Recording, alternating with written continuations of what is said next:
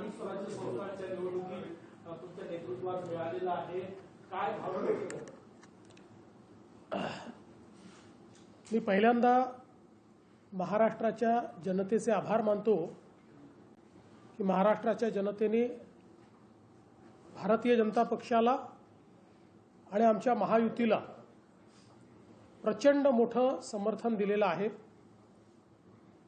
आपल्याला कल्पना आहे की मी यापूर्वीच भाकीत केलं होतं की एकूण जे काही नगराध्यक्ष निवडून येतील त्यापैकी 75% हे महायुतीचे निवडून येतील। तशाच प्रकारचा कौल हा महाराष्ट्राच्या जनतेने दिलेला आहे आणि विशेषतः भारतीय जनता पार्टी हाच पहिल्या क्रमांकाचा पक्ष आहे हे देखील पुन्हा एकदा या ठिकाणी अधोरेखित झालेलं आहे। आतापर्यंत माझ्या हाती जे निकाल आहेत त्याच्यामध्ये जवळपास 129 नगराध्यक्ष हे भारतीय जनता पक्षाचे निवडून आलेले आहेत आणि आपण जर बघितलं तर आमचे तिघांचे मिळून जे नगराध्यक्ष आहेत ते जवळपास 75% नगरसेवक आहेत, नगराध्यक्ष आहेत। आणि आपण नगरसेवकांचा जर विचार केला तर तिथे तर भारतीय जनता पक्षाने एक नवीन रेकॉर्ड तयार केला। 2017 साली आम्ही नंबर 1चा पक्ष होतो, त्यावेळी आमचे 1602 नगरसेवक होते। आता त्याच्यात दुपटीपेक्षा जास्त 3325 नगरसेवक हे भारतीय जनता पक्षाचे निवडून आलेले आहेत। त्यामुळे एकूण जी नगरसेवकांची संख्या आहे त्याच्या 48% एकट्या भाजपचे नगरसेवक हे निवडून आलेले आहेत। याचा अर्थ प्रचंड मोठं जनसमर्थन आम्हाला मिळालेलं आहे। मी आज विशेषतः आमचे जे सहयोगी आहेत श्री एकनाथराव शिंदेजी, श्री अजितदादा पवारजी यांचंही मनापासून अभिनंदन करतो। त्यांच्याही पक्षांनी अतिशय चांगला परफॉर्मन्स दिलेला आहे। एक प्रकारे विधानसभेचा परफॉर्मन्स हा आम्ही रिपीट केलेला आहे। या निवडणुकीमध्ये पहिल्यांदाच आमचे अध्यक्ष श्री रवींद्र चव्हाणजी यांच्या नेतृत्वात ही निवडणूक होत होती आणि त्यांच्या नेतृत्वातल्या या पहिल्या निवडणुकीत एक प्रचंड मोठं यश हे भारतीय जनता पक्षाला मिळालं। त्याबद्दल मी रवींद्र चव्हाणजींचे मनापासून अभिनंदन करतो। या निवडणुकीमध्ये रवींद्र चव्हाणजी असतील, आमचे पूर्व अध्यक्ष चंद्रशेखर बावनकुळेजी असतील आणि आमचे मंत्रिमंडळातले सहकारी असतील, या सगळ्यांनी खूप मेहनत केली, अतिशय चांगलं कोऑर्डिनेशन केलं। पक्षाची संघटना यामध्ये एक प्रकारे खूप चांगला संवाद हा स्थापित झाला आणि त्यामुळे एक अभूतपूर्व अशा प्रकारचा विजय मिळाला आहे। आणि विशेषतः 2017 पेक्षाही मोठा विजय हा आम्हाला या ठिकाणी मिळालेला आहे। मला असं वाटतं की गेल्या 20-25 वर्षाच्या महाराष्ट्राच्या इतिहासामध्ये इतका मोठा विजय कोणालाच मिळालेला नाही जो आज आम्हाला भाजप आणि महायुतीला मिळालेला आहे। आणि म्हणून मी नागरिकांचे खूप आभार मानतो। सगळ्यात महत्त्वाचं काही असेल तर या निवडणुकीमध्ये मी पूर्ण सकारात्मक प्रचार केला। एकाही सभेमध्ये एकाही व्यक्तीच्या विरोधात, एकाही पक्षाच्या विरोधात, एकाही नेत्याच्या विरोधात बोललो नाही। केवळ विकासावर मतं मागितली। आम्ही काय केलं हा ट्रॅक रेकॉर्ड सांगितला, आम्ही काय करणार आहोत याची ब्ल्यूप्रिंट मांडली आणि त्याला अतिशय चांगला प्रतिसाद हा सर्व लोकांनी दिला आणि मतदारांनी आम्हाला निवडून दिलं। त्यामुळे एक प्रकारे भारताच्या इतिहासातली ही पहिली निवडणूक असेल की ज्या निवडणुकीमध्ये एखाद्या पक्षाचा मुख्यमंत्री कोणावरही एक सूतभरही टीका न करता त्यांचा पक्ष विजयी होतो। एक प्रकारे लोकांनी आमच्या विकास कामांना दिलेली ही पावती आहे। मला या निमित्ताने हे देखील या ठिकाणी नमूद करायचं आहे की आज देशामध्ये माननीय मोदीजींच्या नेतृत्वात भाजप आणि एनडीए बद्दल जी काही सकारात्मकता आहे त्याचा आम्हाला विशेष फायदा याच्यामध्ये झालेला आहे.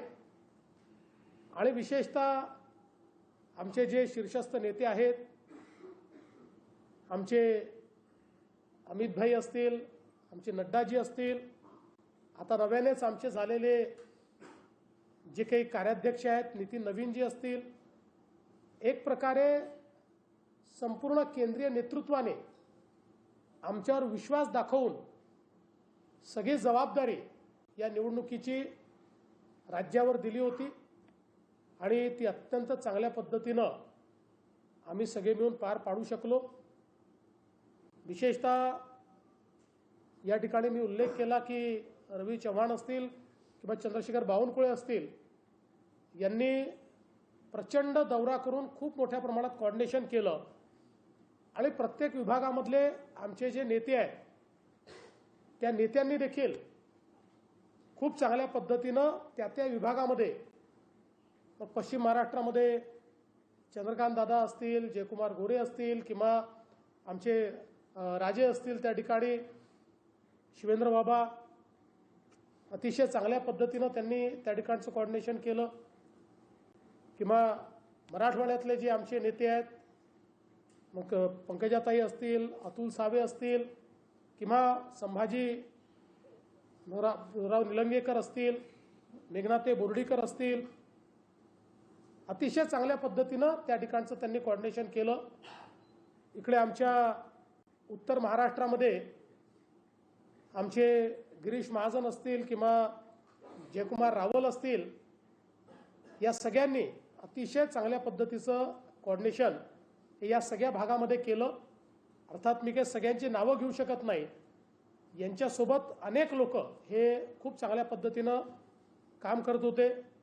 विदर्भामध्ये बावनकुळे साहेब स्वतः पूर्ण लक्ष देऊन त्या ठिकाणी होते आणि संपूर्ण महाराष्ट्र पाहत असताना विशेषतः कोकणाचा सगळा भाग यामध्ये आमचे रवींद्र चव्हाण यांनी स्वतः खूप लक्ष घातलं आणि इतरही आमची जी सगळी नेते मंडळी तिथली होती या सगळ्यांनी खूप चांगल्या पद्धतीनं या निवडणुकीमध्ये काम केलं.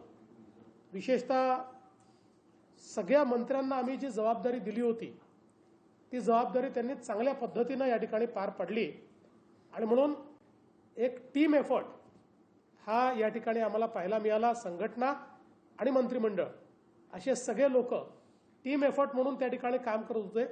त्यामुळे आमच्या टीम बीजेपीचा हा विजय आहे, टीम भाजपचा हा विजय आहे. आणि अर्थातच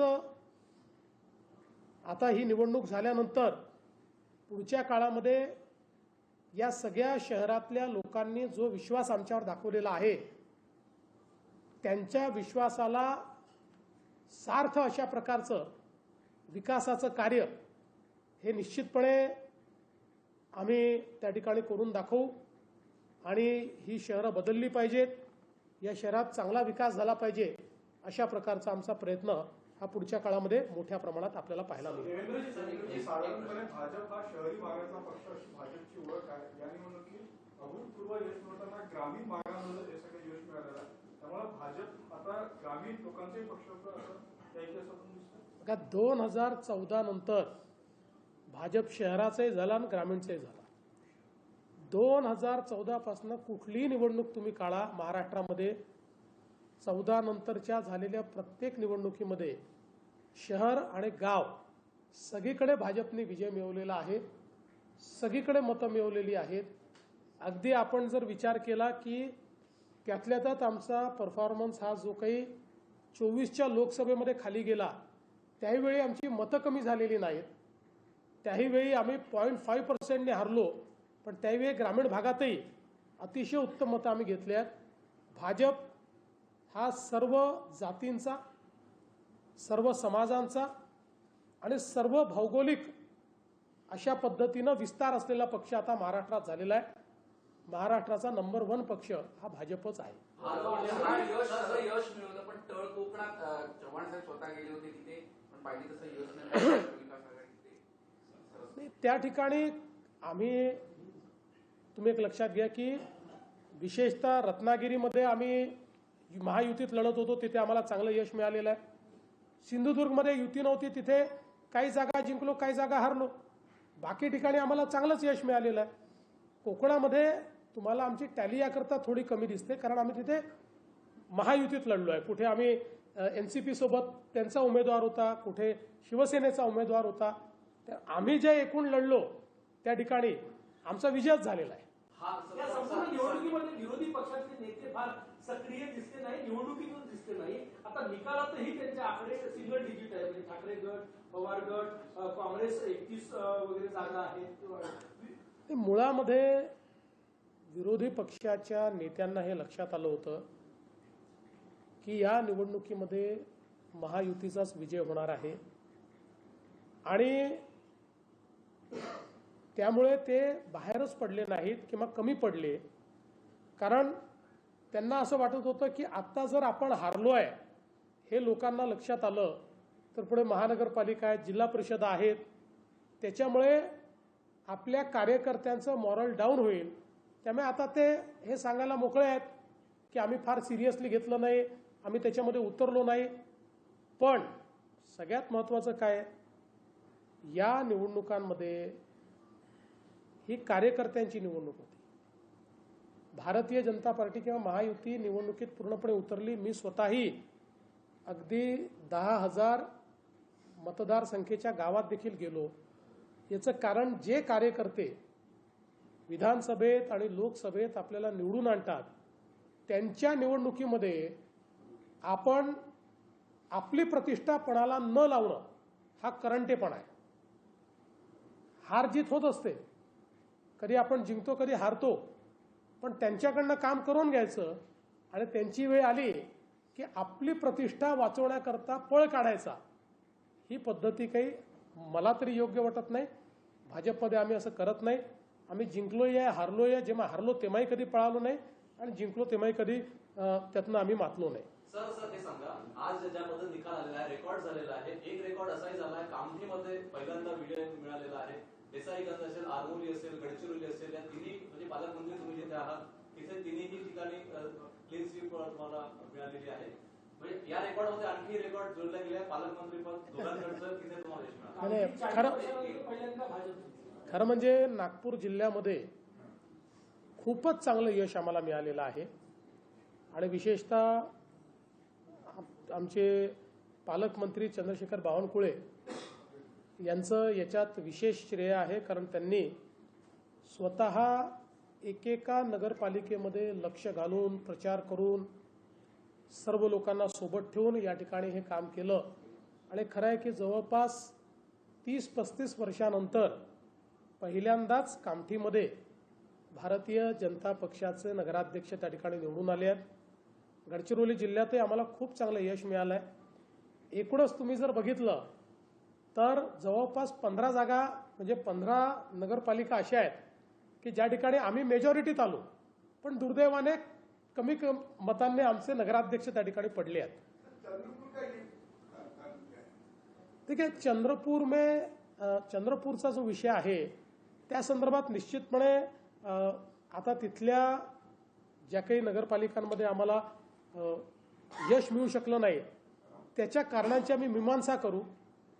त्या संदर्भात निश्चितपणे, कारण आता महानगरपालिकेची देखील निवडणूक आहे, त्यामुळे निश्चित त्याची मीमांसा करून तिथे कुठे कमतरता राहिली आहे ती कमतरता दूर करण्याचा प्रयत्न करू.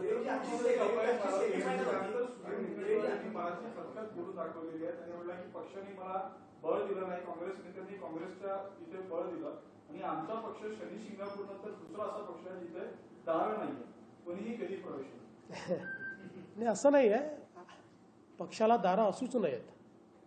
पक्षाची दारं कुठल्या समाजाकरता बंद असू नयेत, कुठल्या व्यक्तींकरता बंद असू नये. पक्ष हा बिना दाराचाच असला पाहिजे. फक्त प्रवेश देत असताना व्यक्ती योग्य आहेत की नाही, पक्षाला फायद्याचे आहेत की नाही हे आपण बघितलं पाहिजे.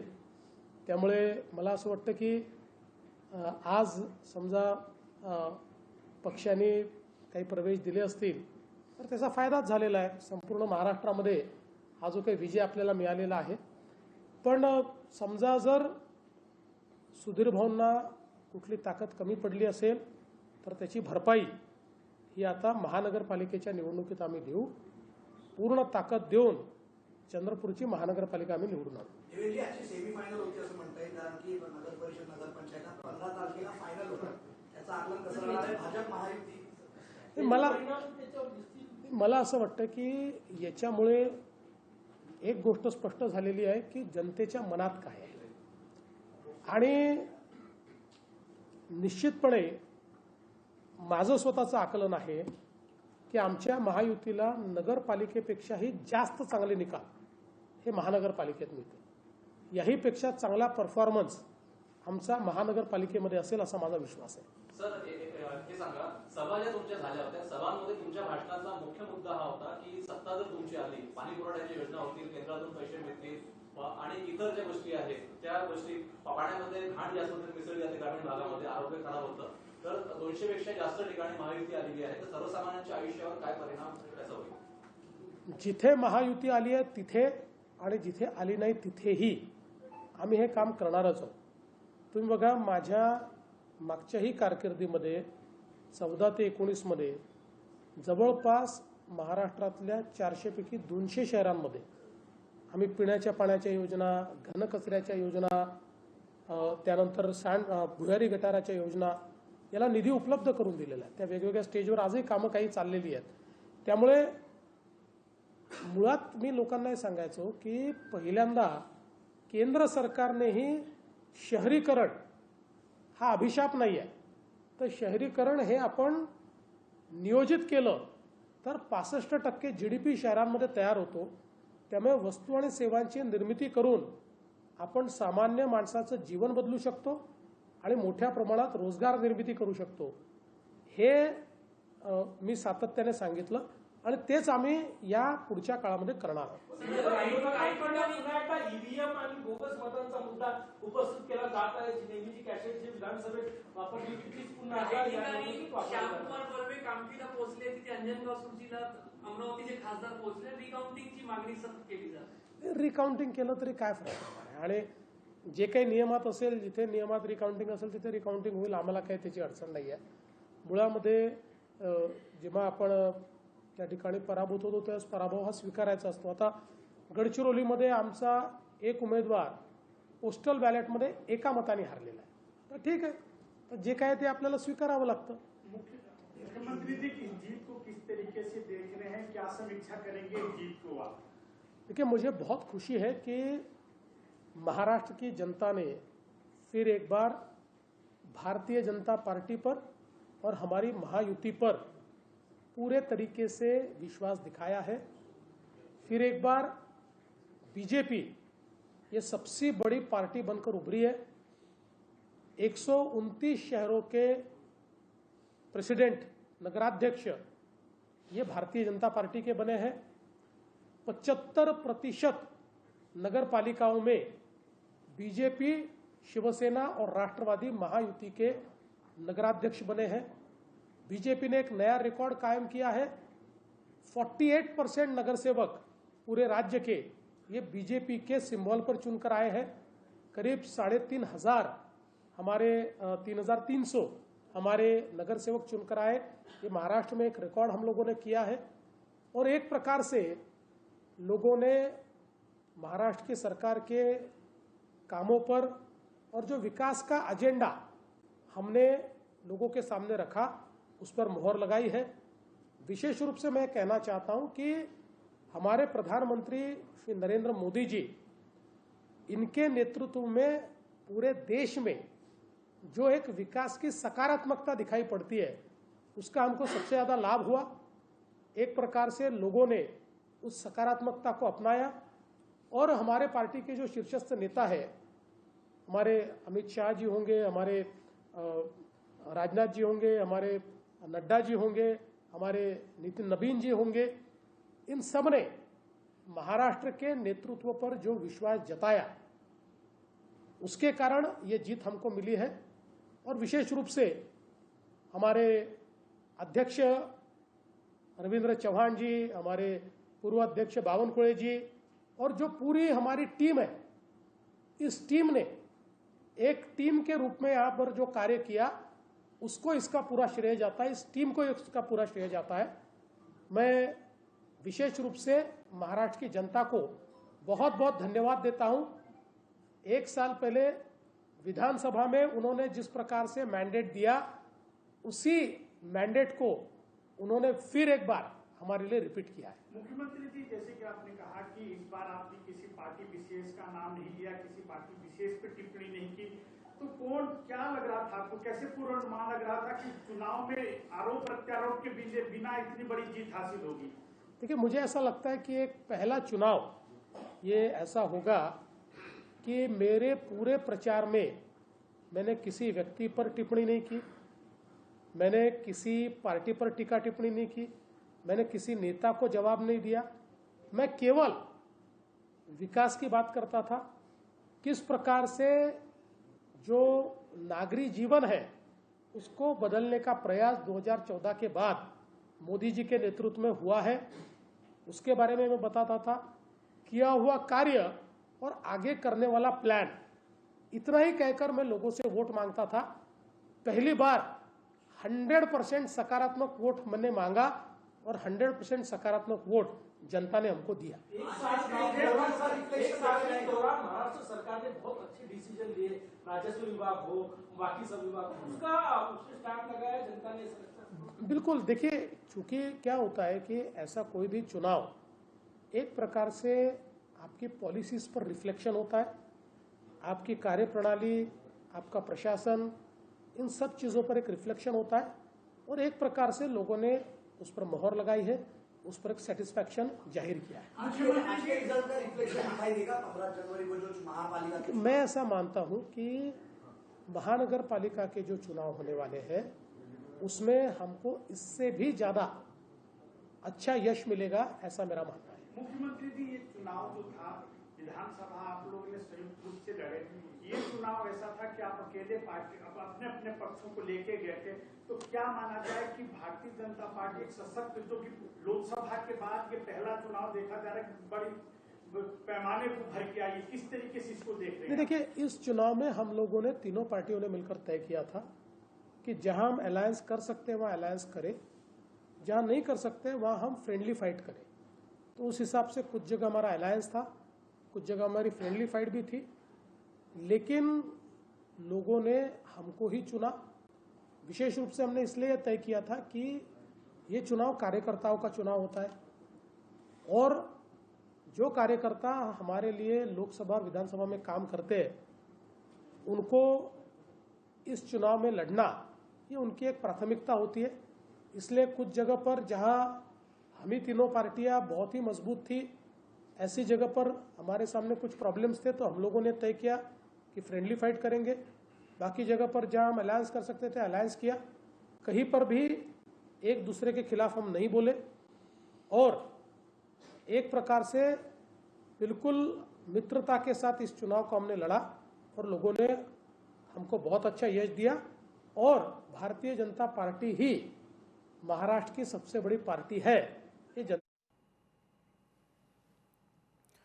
या घडीची सर्वात मोठी बातमी ती म्हणजे राज्याचे मुख्यमंत्री यावेळेला पत्रकार परिषदेच्या माध्यमातून राज्यातील जनतेशी संवाद साधत होते। राज्यामध्ये भाजपचे 129 नगराध्यक्ष असल्याचं त्यांनी सांगितलं। राज्यात आम्ही केवळ विकासावरतीच मतं मागितल्याचा पुनरुच्चार त्यांनी केलेला आहे। राज्यामध्ये 75% जागांवर महायुतीचा विजय झाल्याकडे त्यांनी सगळ्यांचं लक्ष वेधलेलं आहे।